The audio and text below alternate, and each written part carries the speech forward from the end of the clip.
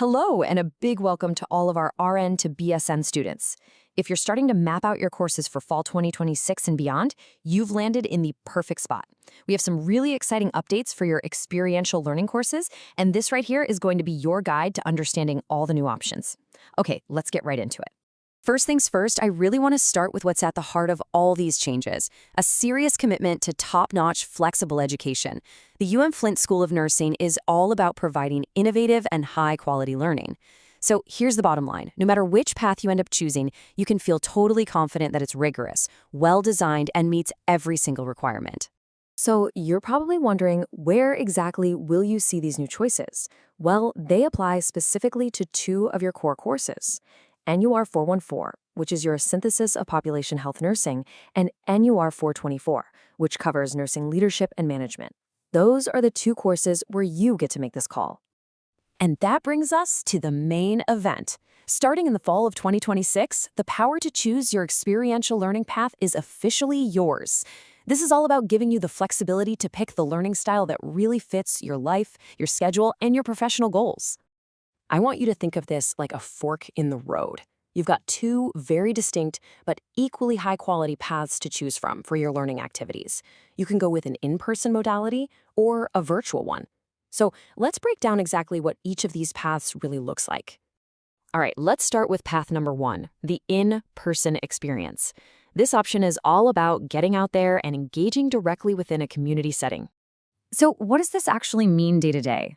Well, you'll be doing your educational activities outside of a traditional classroom, usually at an agency that's right there in your own community. We're talking about practical learning where you engage directly with people, environments, or workplaces that are all tied to nursing leadership or community health. Now, because this path means you'll be interacting with the public, there are a few important compliance items we need to check off to make sure everyone is safe.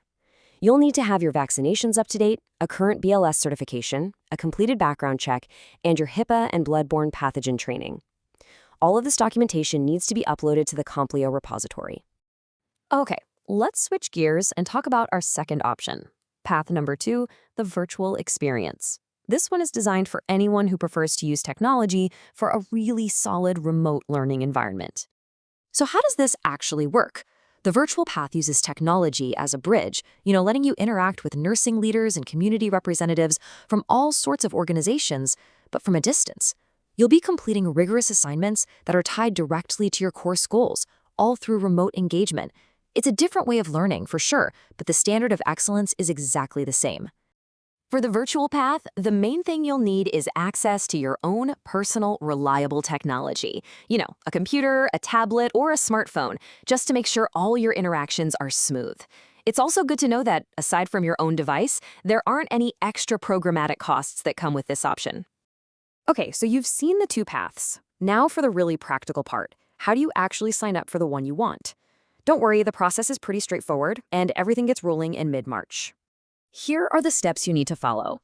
First, you'll head over to the Student Information Services, or SIS, when the registration period opens. Second, and this is a big one, the sections are filled on a first-come, first-served basis. So my advice, register as early as you can to snag your preferred spot. And third, this is absolutely crucial for some of you. If you are a School of Nursing scholarship recipient, you must check with your advisor before you register. This is a required step, so please don't skip it. Now, when you get into SIS, how do you know which section is which? It's actually super simple. Just look for these codes inside the listings for NUR 414 or NUR 424. If you want to do the in-person path, you'll choose a section that starts with M, like M1, M2, or M3. If you're going for the virtual path, you'll look for sections that start with a W, like W1 or W2. Easy as that. And please remember, you are not alone in making this decision. If you have any questions at all, or if you just want to talk through which path might be the best fit for you, help is right there for you. Your RN to BSN advisors and the experiential learning faculty are ready to help you navigate this choice. So please, don't ever hesitate to reach out to them. So, as we wrap things up here, I'll leave you with this one question to think about. Take a little time to really reflect on your career journey, your personal situation, and where you want to go. Which path, in-person or virtual, is going to be the one that best helps you advance your professional nursing goals? The choice is all yours.